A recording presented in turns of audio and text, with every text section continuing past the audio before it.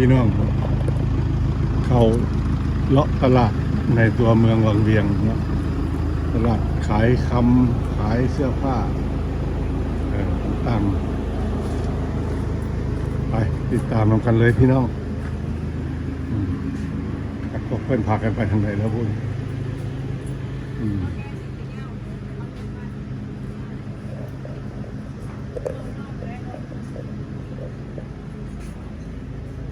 ขายเสื้อผ้าขายคำ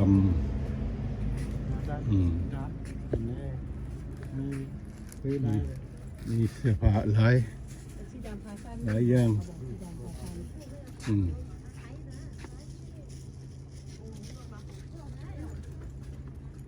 หลายโพสจักที่ซื้อในใดเสื้อผ้าเนาะ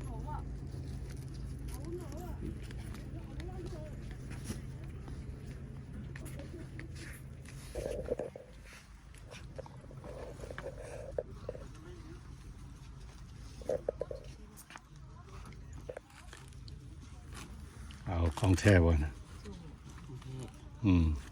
แอลเท่าไรเอาวัยรุ่นได้บ่เนาะวัยรุ่นเอาขาดบ่เอาไปถึงขาดเด้อเว้ยขาดเนาะขาดกันนะอายชิกก็ได้เนาะชิกงามกันไปมันบ่งามปานใดเดี๋ยว334 32นี่32ละทำผูกอ่ะแล้ว34หลมแล้วก็เนาะ32 34พอดีว่ะน้องเดือนนี้อันนี้งามมาหุ้มคอมึงใส่ดูมาหุ้มคอมึงเอาหุ้มให้เลยพอดีตัวนึงเท่าไหร่3,800 3,800ตายมาขายหลายเลยเจ้าบ่หลายนะอันนี้เป็นทรงไทยขายบ่บรรยะบรรยังเลยนะนี่เอา3,600ซื้อมื้อนั้นคือ1,500โอ้นี่ดีตัวนี้โอ้ยอยากได้ตัวนั้นนะตัวนี้มันบ่ได้ซื้อกลับมาก็บ่ได้ว่าหารุ่นให้ชุด2,800มาที่3,800จบแพงเอาว่ามาขายได้เฮาก็ขายให้บ่เป็นว่าบ่อยากต่อหลายแต่ว่าเขาก็เคยซื้อนุ่งตลอดนะเงินเจนี่มันเป็นเงิน700,000คือ700,000ไปเลยดิน่าสิขายสูงสุดแล้วมันเท่านั้นเด้อเอา3ได้ก็เอาบ่ได้ก็เขาก็เลาะมังกรเลาะมังกร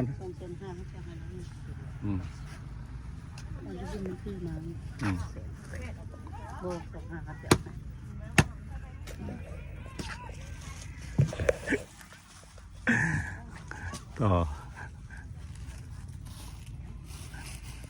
เดินหลายต่อหลายเด้อพี่น้องต่อหลายก็เก่งใจเพิ่นเนาะเดิน3,800ต่อได้2,500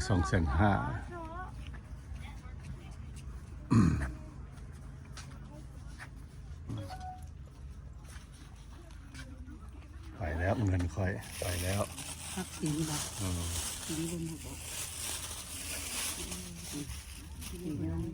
นี่จะได้มันบุเปื้อนแล้วเอาละบุขาวแล้วเอาละเครื่องเด้อพี่น้องบักหลายๆเด้อมาแวะเพิ่นเด้อไปบ่ฮอดจอดบ่ถึงโทรหาเพิ่นขอเบอร์โทรได้เบอร์โทรหยังมีเบอร์โทรมีแต่เบอร์แอปแอปก็เอาให้เพิ่นโทรหาตัวเนาะพี่น้องมาเที่ยวก็อยากมาซื้อเครื่องวังเวียงกับแวะเข้ามาโทรเบอร์นี้9542656เด้อพี่น้องเด้อโทรหาเพิ่นเด้อคันมาบ่ฮอดจอดบ่ถึงเพิ่นขายเสื้อผ้าของดีราคาถูกใครอยากได้ของดีราคาถูกมาเอาได้หน้าตลาดวังเวียงตลาดวังเวียงเลย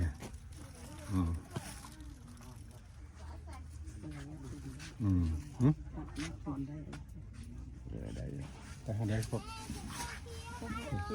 พุ่นวะสดแล้วอยู่พุ่นวะไปเลาะตลาดสดไหมตลาดสดไปเหรอไปแล้ววะ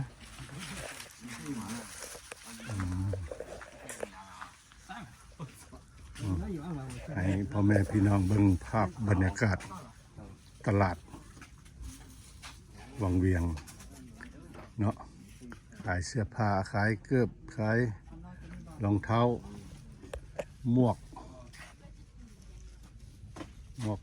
ผู้สาวก็มีหมวกผู้บ่าวก็มีหมวกวัยรุ่นก็มีมัดทุกหมวกอืม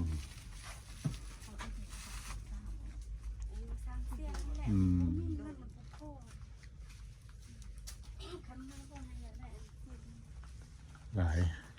อันนี้เป็นห้านเกือบห้านรองเท้าจะรองเท้าแบรนด์ดีๆนิวบาลานนิวบาลานนี่ของแพงเลยแหละมีอาดิดาสนิวบาลาน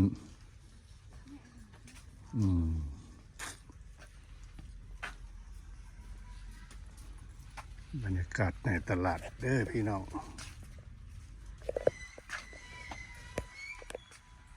ขายเสื้อผ้าหลังจากออกขายเสื้อผ้าก็จะไปโซนขายพักขายนางเสื้อนำเข้าส่วนหลายก็จะเป็นเสื้อนำเข้านี่จะเป็นเสื้อนำเข้าเสื้อแบรนด์ดัง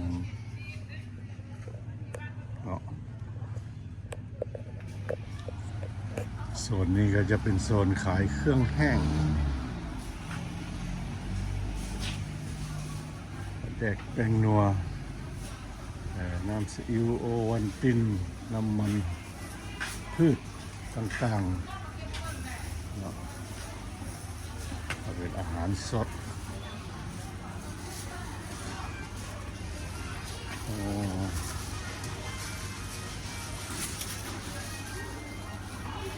นี่สภาพรวมทางในตลาดสดเนาะ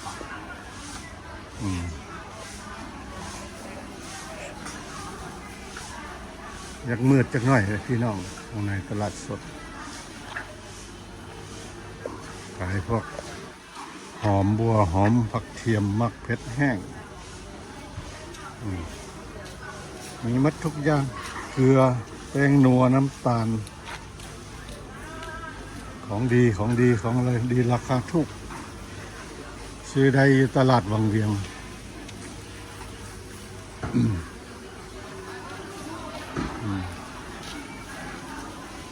มีแต่ของกินของใช้รถ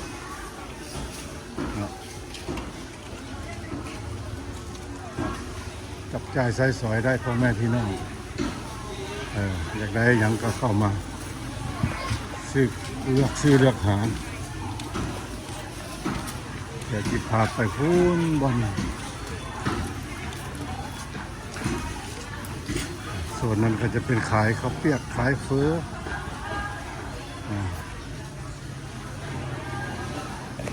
ส่วนนี้ก็จะขายพวกหมูพวกเนื้อนี่เสียงหมูเสียงเนื้อโอ้หมู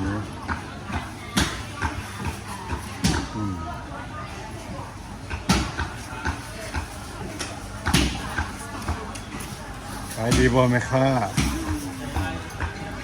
อันนี้หมูด้วยพี่น้องเสียงหมู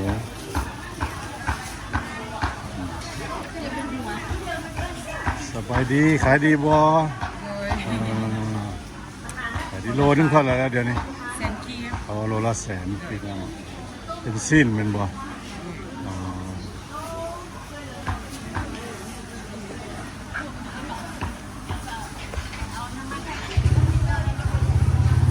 นี่ก็จะเป็นตลาดป่าขายปลาตลาดป่านี่ปลาดุกเลี้ยงมีสภาพรวมในตลาดสะอาดอยู่พี่น้อง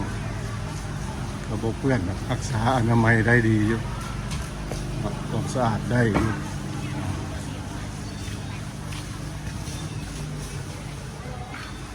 ทั้งหลายก็จะเป็นพืชผัก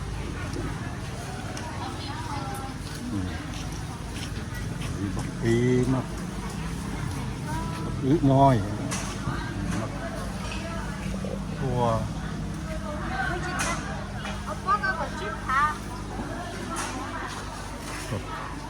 ผักพื้นบ้านชาวบ้านหรือว่าประชาชนเขาจะปลูกแล้วเขาจะก็มาขายเนาะเป็นพวกหอมอันนี้ผักหอมนี่โลนึง25,000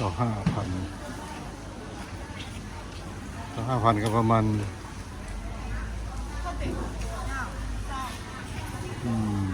$2ต่อกิโล$2ต่อกิโลนี่ก็เป็นหมักไม้ไม้ตามมาดูหมักทันหมักมังกรเนาะพี่น้อง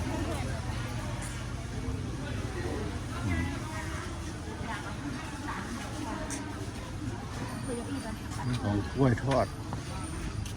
ขายราคาส่ง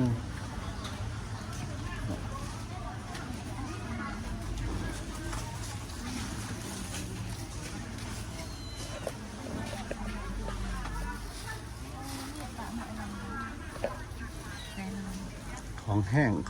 พวกนี้ขายของแห้งนี่ขายแนวผัก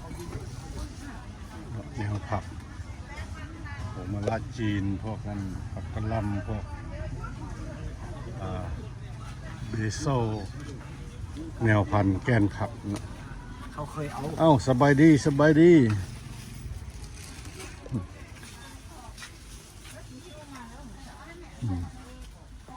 นี่ก็รถที่จักรยานเล็กน้อยจักรยานนักเรียน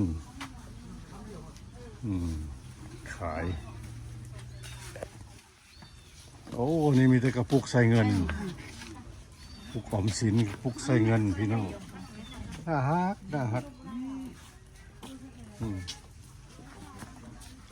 รอลูก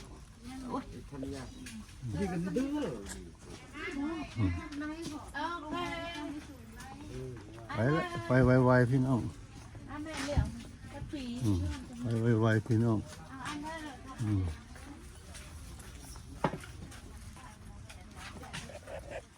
คลิปนี้ก็พาพ่อแม่พี่น้องที่อยู่ต่างประเทศอเมริกาแคนาดาออสเตรเลียมาเบิ่งตลาดสภาพตลาดบ้านเฮาเนาะไปเด้อที่สนี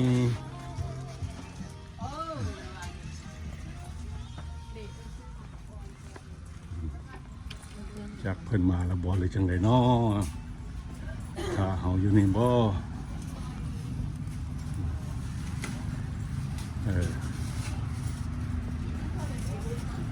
อ่านชื่อคำมองอ่านคำขอทายเลยเด้อโอเคพ่อแม่พี่น้องขอจบคลิปไว้ซ้ำนี้ละ